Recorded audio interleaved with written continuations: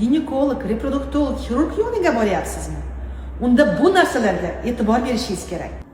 Hayz boshidan 2-5 kun oralig'ida och qoringa tish bet yuvmay turmush o'rtog'ingiz bilan borishingiz kerak.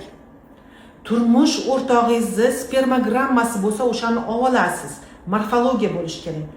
Va qandaydir analiz topshirgan bo'lsangiz, 3 oy ichida o'sha tahlil natijalarini ham olishingiz kerak.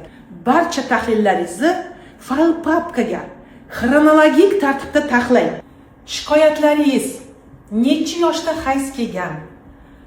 Oxirgi hayzingiz qachon? Hayz oralig'i qancha? Necha kun ko'rasiz? Nechta homilador? Nechta tug'ish? Nechta abort?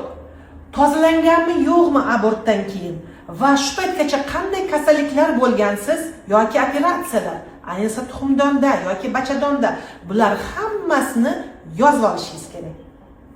Oliy toifali akusher-ginekolog, reproduktolog, xirurg Qobulova Gulbahor Pirimqulovdan opisaniyani o'qing.